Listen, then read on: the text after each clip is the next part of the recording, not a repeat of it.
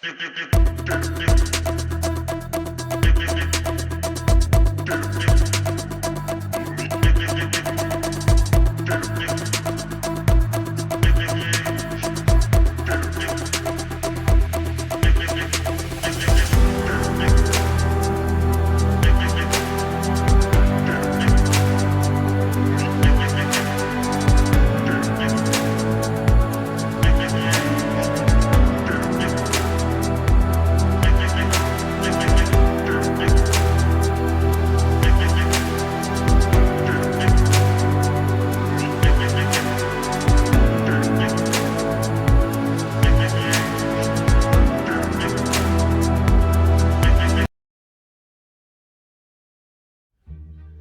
வணக்கம். உங்கள் அனைவரும் நம்மளுடைய பெஸ்ட் ஆஃப் தமிழ்நாடு யூடியூப் சேனலுக்கு அன்போடு வரவேற்கிறேன். நான் உங்கள் பவித்ரன். நம்ம இன்றைக்கி இந்த வீடியோவில் வந்து பார்த்திங்கன்னா தஞ்சாவூர் மாவட்டத்தில் இருக்கிற திருவலஞ்சோழி அப்படின்ற ஒரு பழமையான கோவில் தாங்க போக போகிறோம். இந்த கோவில் வந்து பார்த்திங்கன்னா ரொம்ப பழமையான கோவில். இந்த கோவிலோட கட்டுமான பணியெலாம் வந்து பார்த்திங்கன்னா ரொம்ப பிரம்மாண்டமாக இருக்குதுங்க. அதனால தான் நம்ம இந்த வீடியோ பார்க்க போகிறோம். வீடியோக்குள்ளே பார்க்கறதுக்கு முன்னாடி இந்த வீடியோ பார்க்க வந்துக்கிறேன். நீங்கள் இப்போ தான் நம்மளுடைய பெஸ்ட் ஆஃப் தமிழ்நாடு யூடியூப் சேனலுக்கு ஃபஸ்ட் டைம் வரீங்கன்னா மறக்காமல் நம்மளுடைய பெஸ்ட் ஆஃப் தமிழ்நாடு யூடியூப் சேனலை சப்ஸ்கிரைப் பண்ணி சப்போர்ட் பண்ணுங்கள். நம்ம தமிழ்நாட்டில் 38 டிஸ்ட்ரிக்டில் பல்வேறு இடங்கள் போய் இதை போல் வ்ளாக் பண்ணிக்கிட்டு இருக்கோம். அதெல்லாம் உங்களுக்கு ரீச் ஆகும்னா சப்ஸ்கிரைப் பண்ணி பெல் ஐக்கனையும் தட்டி வச்சுக்கோங்க. வாங்க நம்ம வீடியோக்குள்ளே போகலாம். இப்போ நம்ம இந்த வீடியோவில் பார்த்துக்கிற திருவலஞ்சோழி கோவில் வந்து பார்த்திங்கன்னா ஒரு பழமையான சிவபெருமான் கோவில் தாங்க. இவரை வந்து பார்த்திங்கன்னா திருவலஞ்சோழி நாதர் அப்படின்னு அழைக்கிறாங்க. இந்த கோவிலில் இருக்கிற அஷ்டபூஜ காளி இது வந்து பார்த்திங்கன்னா மிக சக்தி வாய்ந்த அம்மனாக கருதப்படுறாங்க. இந்த கோவிலில் இருக்கிற விநாயகருக்கு வந்து பார்த்திங்கன்னா தனி சிறப்பு இருக்குதுங்க. இவர் வந்து வெள்ளை விநாயகர். இவங்களை பற்றிலாம் தான் நம்ம இந்த வீடியோவில் பார்க்க போகிறோங்க. வீடியோ ஸ்கிப் பண்ணாமல் பார்த்துட்டு வாங்க. இந்த கோவில் வந்து பார்த்திங்கன்னா தஞ்சாவூர் மாவட்டத்தில் சுவாமிமலை முருகர் கோவிலேருந்து 1 கிலோமீட்டர் தொலைவிலையும் கும்பகோணத்துலேருந்து 7 கிலோமீட்டர் தொலைவில் தாங்க இருக்குது. இந்த கோவிலுக்குள்ளே ராஜகோபுரத்துக்குள்ளே நுழைஞ்ச பார்த்தீங்கன்னா 2 பக்கமும் வந்து பார்த்திங்கன்னா பசுமையாக மரங்கள்லாம் இருக்குதுங்க. வலதுபுறத்தில் ஒரு குளம் இருக்குதுங்க. இந்த குளத்தில் வந்து பார்த்திங்கன்னா மீன்கள்லாம் அதிகமாக இருக்குது. நம்ம இதெல்லாம் கடந்து உள்ளே போகும்போது வந்து பார்த்திங்கன்னா ஒரு பிரம்மாண்டமான சுற்றுச்சுவர்களில் வந்து பார்த்திங்கன்னா சிற்பங்கள்லாம் இருக்குது. இதெல்லாம் வந்து பார்த்திங்கன்னா அரியும் சிவனும் ஒன்றுன்ற வகையில் வந்து பார்த்திங்கன்னா உணர்த்துற வகையில் இந்த கோவில் இருக்குதுங்க. இதெல்லாம் நம்ம பார்த்துட்டு நம்ம கோவிலுக்குள்ளே நுழையும் போது வந்து பார்த்திங்கன்னா தூண்கள்லாம் அவ்வளோ பிரம்மாண்டமாக இருக்குதுங்க. இந்த கோவிலில் இந்த கோவிலுக்குள்ளே நுழையும்போது நீங்களே பாருங்கள், நான் காட்டுறேன். இந்த தூண்கள்லாம் வந்து பாருங்கள் எவ்வளோ நேர்த்தியாக வடிவமைச்சிருக்காங்க. ஆனால் ஒவ்வொரு தூண்லையும் சிற்பங்கள்லாம் இல்லைனாலும் அந்த இவங்க ஏற்படுத்திக்கிற அந்த டிசைன்லாம் வந்து பார்த்திங்கன்னா ரொம்ப பிரம்மியமாக இருக்குது. இதெல்லாம் நான் உங்களுக்கு காட்டுறேன் பாருங்கள்.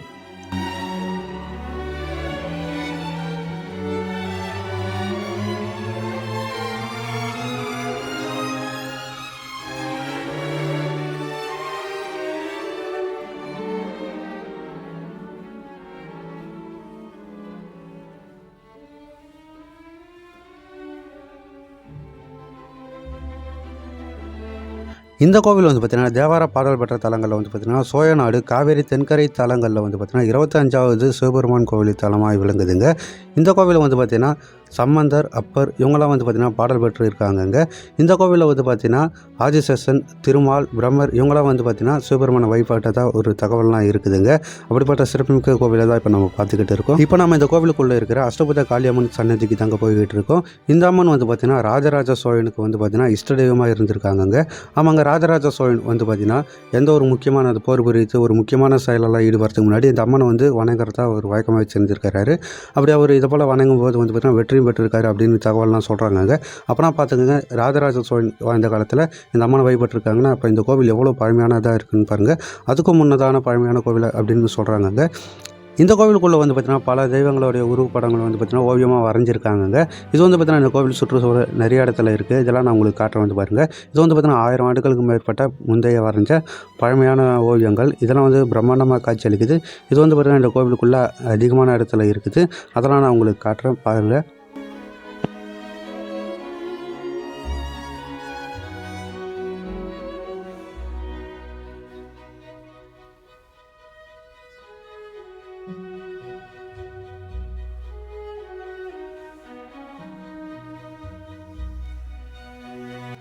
இந்த கோவிலில் இருக்கிற வலஞ்சோழிநாதர் சிவபெருமான் வந்து பார்த்திங்கன்னா சுயம்புவா தோன்றின லிங்க வடிவத்தில் காட்சி அளிக்கிறாருங்க. இந்த கோவிலில் இருக்கிற ஒரு விநாயகர் வந்து பார்த்திங்கன்னா வெள்ளை விநாயகருங்க. இது வந்து பார்த்திங்கன்னா உலகத்தில் எங்கேயுமே கிடையாது. இவர் வந்து பார்த்திங்கன்னா கடல் நுரையிலிருந்து செய்யப்பட்ட விநாயகராக கருதப்படுறாருங்க. இவர் வந்து பார்த்திங்கன்னா எப்படி வெள்ளை நிறத்தில் இருக்காருன்னு வரலாறு சொல்கிறது அப்படின்னு பார்த்திங்கன்னா தேவர்கள்லாம் வந்து பார்த்திங்கன்னா அமிர்தத்தை பிரித்தெடுக்க வந்து பார்த்திங்கன்னா திருப்பாக்கடலில் கடையும் போது வந்து பார்த்திங்கன்னா அதில் ஏற்பட்ட நுரைகளை எடுத்து விநாயகர் உருவம் செஞ்சு வழிபட்டு வந்தாங்கங்க. அப்படி இந்திரன் வந்து ஒரு முறை வந்து பார்த்திங்கன்னா இந்த விநாயகரை கொண்டு இந்த சிவாலயத்துக்கு வரும்போது வந்து பார்த்திங்கன்னா விநாயகரை வச்சுட்டு சிவபெருமானை வணங்கிட்டு மறுபடியும் வரும்போது வந்து பார்த்திங்கன்னா அந்த விநாயகரை அங்கேருந்து எடுக்க முடியலங்க. சரி அப்படின்னு எடுக்க முடியலன்றவே இங்கேயே வச்சுட்டு போயிட்டார். உலகத்திலே வேறு எங்கேயுமே இப்படி ஒரு விநாயகர் கோவில் கிடையாதுங்க. வெள்ளை நிறத்தில் இருப்பார். இது வந்து பார்த்திங்கன்னா வெள்ளை நிறத்தில் நுரையால் செய்யப்பட்ட விநாயகர். அதுதான் வந்து பார்த்திங்கன்னா தனி சிறப்பாக இருக்குதுங்க. இந்த கோவிலை பற்றின சில சிறப்புகள் வரலாறு இதெல்லாம் நம்ம பார்த்தேங்க. இந்த வீடியோ உங்களுக்கு பிடிச்சிருக்குன்னு நான் நம்புகிறேன். இந்த வீடியோ உங்களுக்கு பிடிச்சிருந்துச்சின்னா இந்த வீடியோக்கு ஒரு லைக் பண்ணிவிட்டு இந்த வீடியோ உங்களோட ஃப்ரெண்ட் அண்ட் ஃபேமிலி மெம்பர்ஸ்க்கு ஷேர் பண்ணுங்கள். நீங்கள் இன்னும் நம்மளோட பெஸ்ட் ஆஃப் தமிழ்நாடு யூடியூப் சேனலை சப்ஸ்கிரைப் பண்ணலாம். சப்ஸ்கிரைப் பண்ணி சப்போர்ட் பண்ணுங்கள். நம்ம தமிழ்நாட்டில் பல்வேறு இடங்களுக்கு போய் விளாக் பண்ண போகிறோம். இந்த வீடியோ பார்க்குற நீங்கள் தமிழ்நாட்டில் 38 டிஸ்ட்ரிக்டில் எங்கே இருக்கீங்க அப்படின்னு கமெண்ட் பண்ணுங்கள்.